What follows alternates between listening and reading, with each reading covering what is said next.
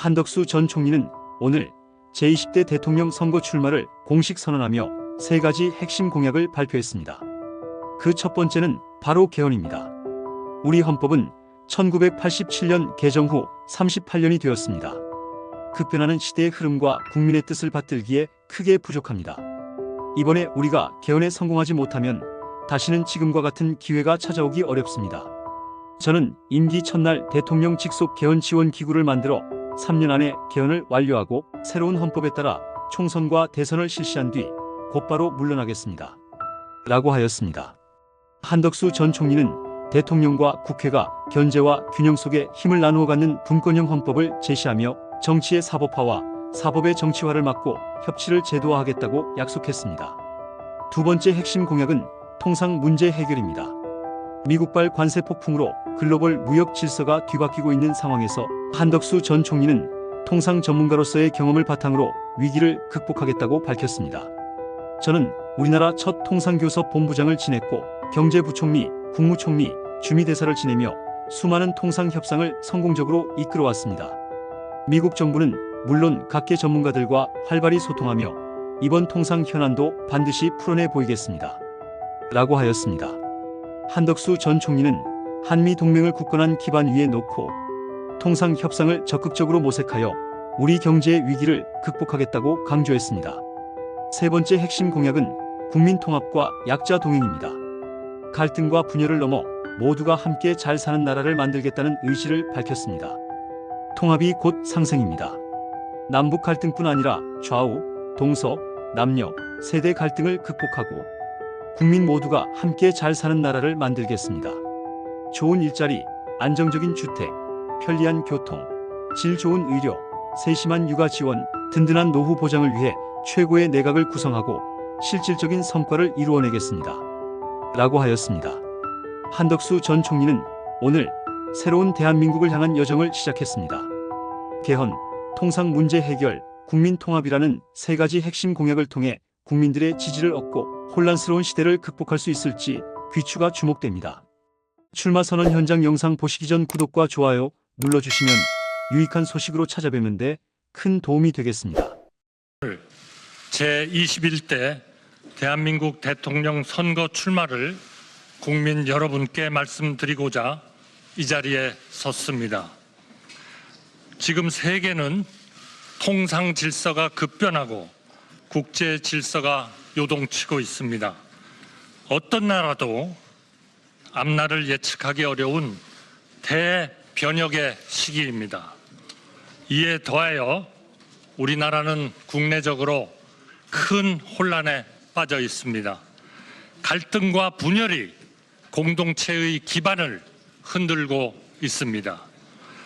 나라와 국민의 미래가 아니라 개인과 진영의 이익을 쫓는 정치 싸움이 위험 수준에 도달하였습니다.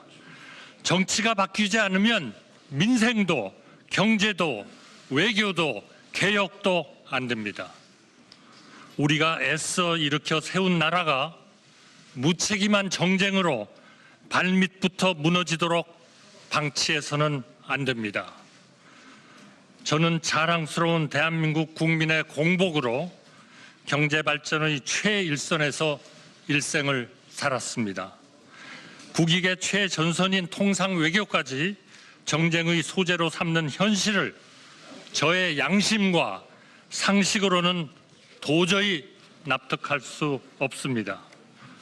저는 제가 사랑하는 대한민국의 미래를 위해 우리 모두를 위해 제가 할 수 있는 일을 찾기로 마음먹었습니다. 저는 이번 대통령 선거를 통해 우리 국민의 선택을 받도록 전력을 다하겠습니다. 국민 여러분, 저는 세 가지를 약속드립니다. 첫째, 바로 개헌입니다.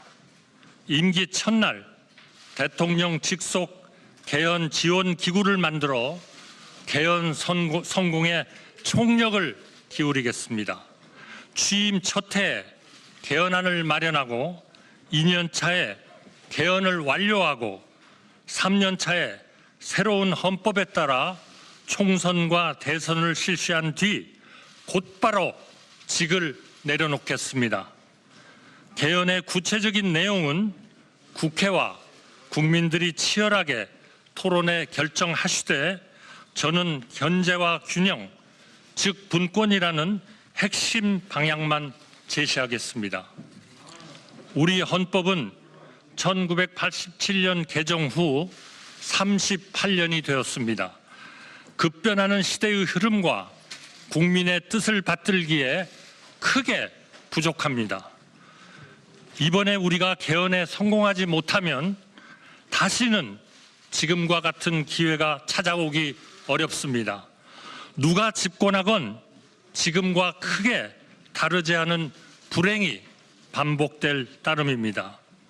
그동안 여러 정부와 많은 정치인이 개헌을 약속했지만 자기 차례가 돌아오면 그때그때의 판세와 이해관계에 따라 슬그머니 태도를 바꾸었습니다. 권력을 목표로 살아온 정치인은 개헌에 착수할 수도 개헌을 완수할 수도 없습니다. 공직 외길을 걸어온 제가 신속한 개헌으로 우리 헌정 질서를 새로운 반석 위에 올려놓겠습니다. 대통령과 국회가 견제와 균형 속에 힘을 나누어 갖는 것, 정치의 사법화와 사법의 정치화가 다 같이 사라지게 만드는 것, 협치가 제도화되고 행정이 효율화되어 우리 정치와 우리 정부가 진정으로 국리민복에 이바지하는 것, 이것이 제가 생각하는 올바른 개헌이고 우리가 추구해야 할 핵심 목표이자 방향입니다. 저는 국무총리 재임 중 거의 매일 언론인과 정치인, 기업인과 전문가, 그 밖에 수없이 많은 각계각층 인사를 만나 서로 다른 의견에 귀 기울였습니다. 하루하루 열심히 일하시는 우리 국민 여러분도 전국 곳곳으로 찾아뵈었습니다. 이 정도로는 부족합니다. 앞으로는 더 많이 만나겠습니다. 우리 경제가 해야 할 성장에 대해, 우리 국민이 누려야 할 행복에 대해, 우리 사회가 찾아야 할 안정에 대해, 우리가 만들어야 할 새로운 헌법과 우리가 나가야 할 새로운 시대에 대해 끊임없이 만나고 묻고 듣겠습니다. 국민의 눈으로, 국민의 뜻으로 반드시 개헌을 성공시키겠습니다. 새로운 헌법에 따라 대한민국 다음 시대를 여는 디딤돌이 되겠습니다. 부디 우리 국민들께서 제 등을 딛고 극단의 시대에서 합리의 시대로, 당파의 시대에서 협치의 시대로 우리 국격과 시대에 맞는 새로운 대한민국으로 앞으로 나아가시기를 중심으로 말씀드립니다. 둘째, 통상 해결을 약속드립니다. 미국발 관세 폭풍이 전 세계 모든 나라의 가장 시급한 통상 현안입니다. 글로벌 무역 질서가 뒤바뀌고 있습니다.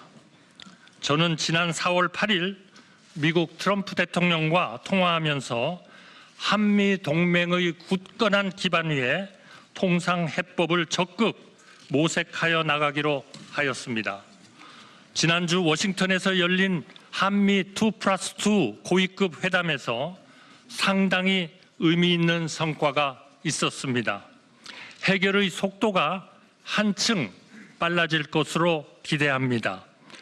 저는 우리나라 첫 통상교섭본부장을 지냈습니다.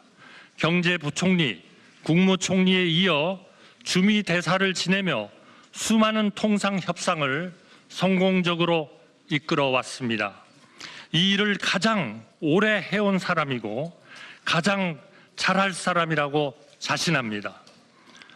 미국 정부는 물론 각계 전문가들과 활발히 소통하고 있습니다.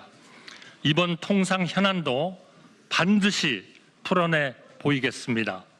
셋째, 국민 통합과 약자 동행, 즉 국민 동행을 약속드립니다. 통합이 곧 상생입니다.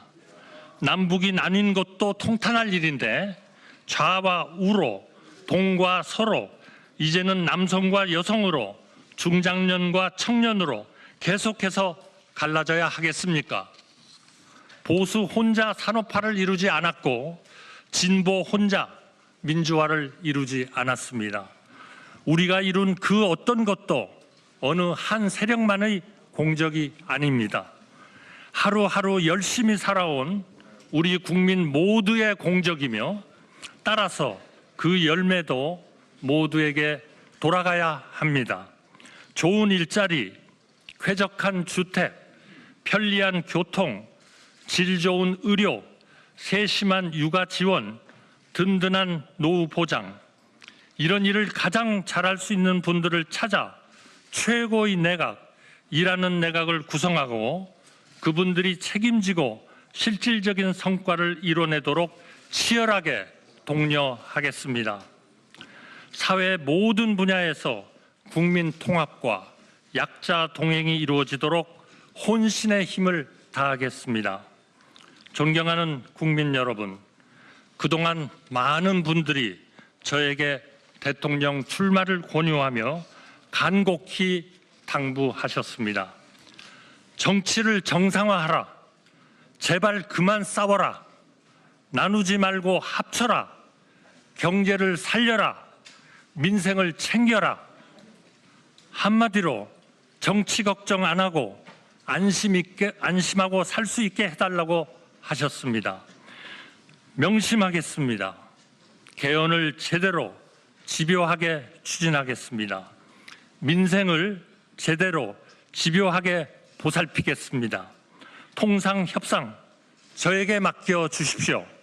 하나를 해도 똑바로 하겠습니다. 새로운 정부는 한덕수 정부가 아닙니다. 좌우로 나뉘는 대신 앞으로 나아가고 싶은 모든 사람의 정부, 바로 여러분의 정부입니다. 저는 이길 수 있는 경제 대통령이고 좌나 우가 아니라 앞으로 나아갈 사람이며 약속을 지킨 뒤 즉시 물러날 사람입니다.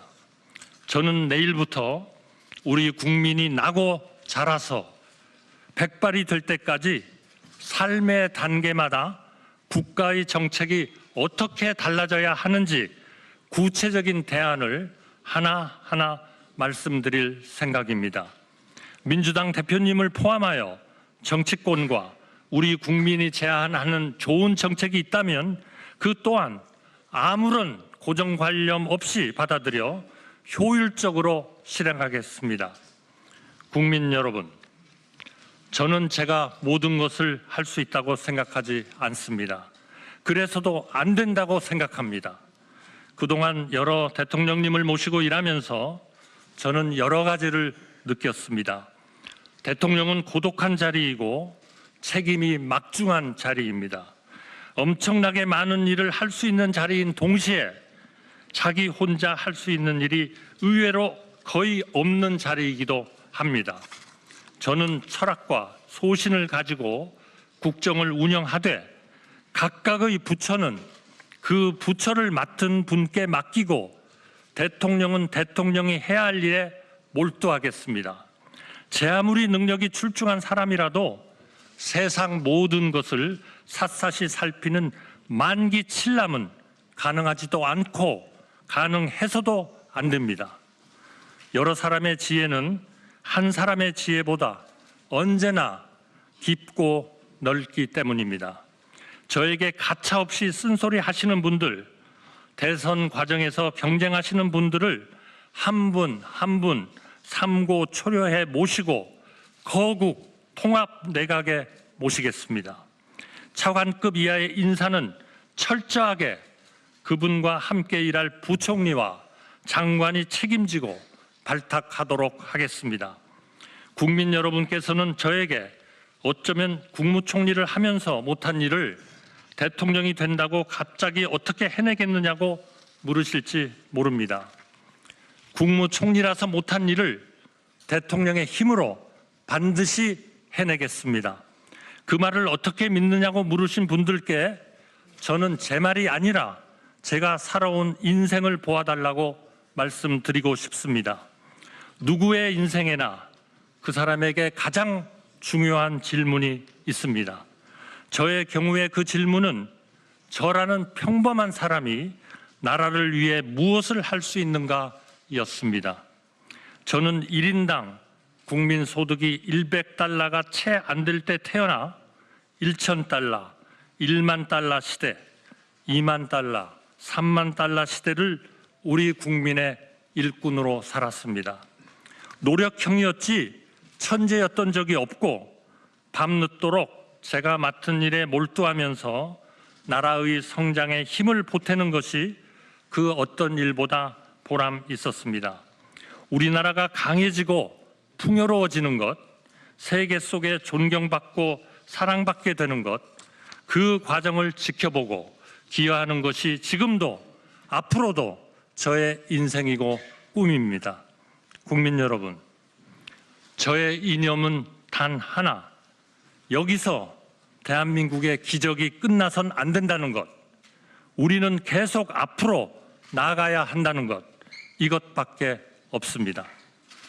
우리 청년들이 저를 디딤돌로 삼으시기를 마음껏 저를 넘어 세계로, 미래로, 더 밝은 시대로 나아가시기를 소망합니다.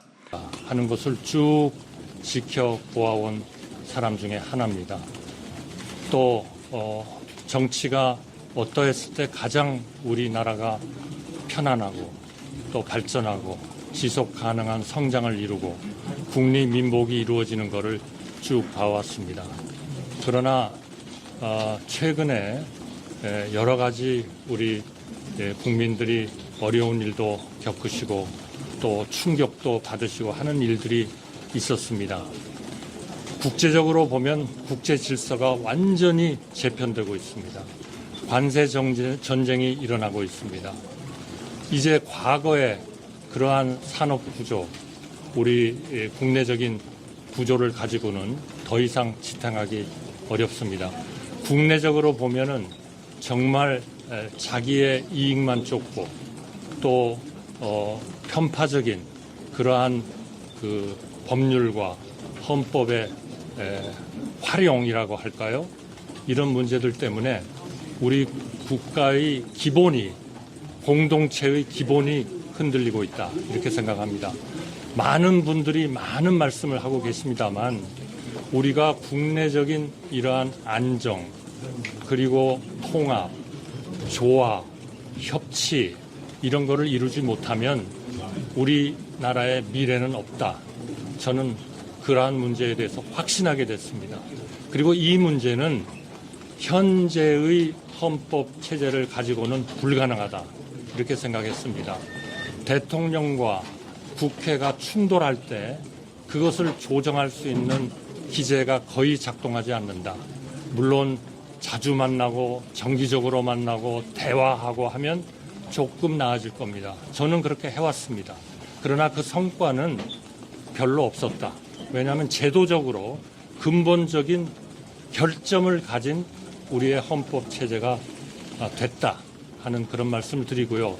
그렇다면 우리가 대외적으로 존경받고 사랑받는 나라, 국내적으로 국리민복에 기여할 수 있는 그러한 나라가 되려면 이제는 개헌이라는 그야말로 서로 자기의 이익을 위해서 싸우는 것이 아니고 또 자기의 편의를 위해서 탄핵을 하는 게 아니고 또 자기의 추구하는 바를 위해서 국무위원들을 직무정지시키는 게 아니고 수사검사를 직무정지시키는 게 아니고 그야말로 이러한 그 행정부와 대통령과 그리고 입법부가 충돌하지 않고 협치할 수 있는 이러한 우리의 근본적인 체제를 갖추지 않으면 우리나라의 미래는 없고 희망은 없고 우리의 젊은 세대에 대한 하나의 광명스러운 미래는 저는 없다는 결론에 도달했습니다. 그렇기 때문에 저희 최우선순위는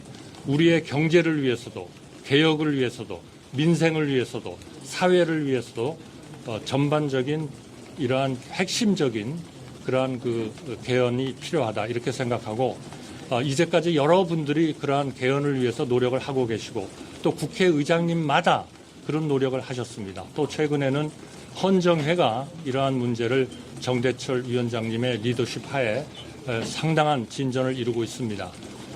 제가 대통령이 되면 저 대통령실에 바로 이러한 헌법 개정 지원 기구를 세워서 이분들의 노력을 적극적으로 뒷받침을 해서 3년 안에 개헌을 마치고 그리고 3년 뒤에 국회의원 선거와 그리고 대통령 선거가 같이 이루어지도록 그렇게 해야 되겠습니다. 이제까지 많은 정치인들이 이런 말씀은 하셨지만 아무도 시행하신 분은 없습니다. 왜냐하면 집권을 하면 생각이 달라지기 때문입니다. 저는 3년 이상을 하지 않겠습니다.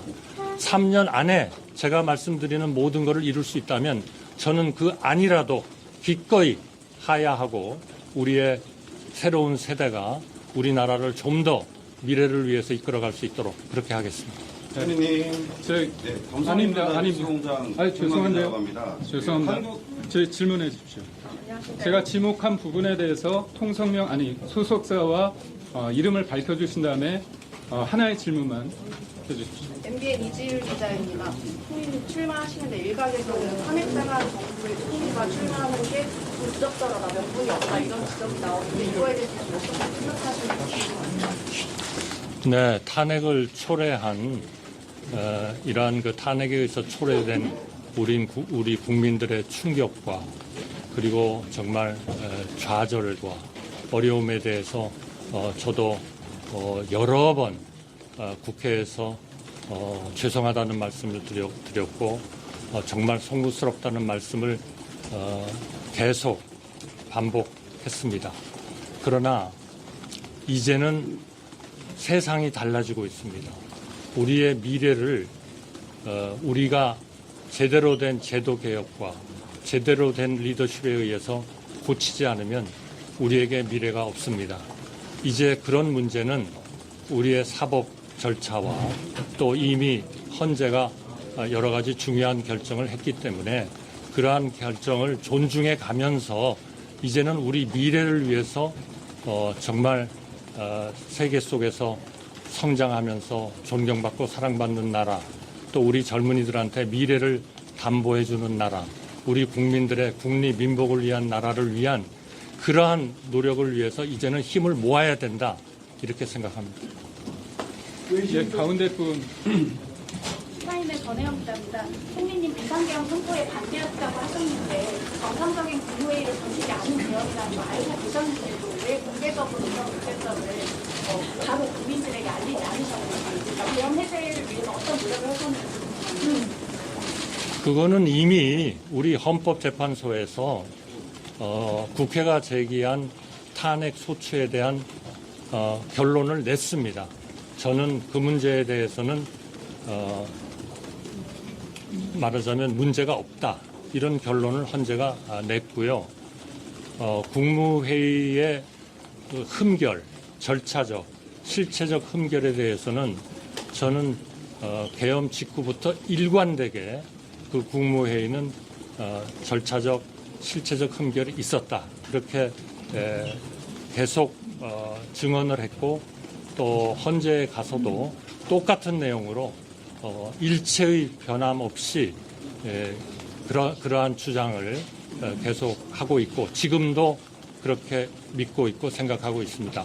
저 개인에 대해서는 헌법재판소가 국회가 제기한 그런 탄핵 소추안에 대해서 기각 판결을 함으로써 헌재라는 사법 절차가 저는 완료가 됐다, 그렇게 생각하고 있고, 이제는 제가 할 수 있는 일은 정말 우리나라의 미래, 우리나라의 민생, 우리나라의 경제, 우리나라의 통상 문제의 해결, 관세 폭탄에 대한 이러한 의미 있는 그러한 진전을 이루는 것이 제가 해야 할 일이다, 이렇게 생각합니다.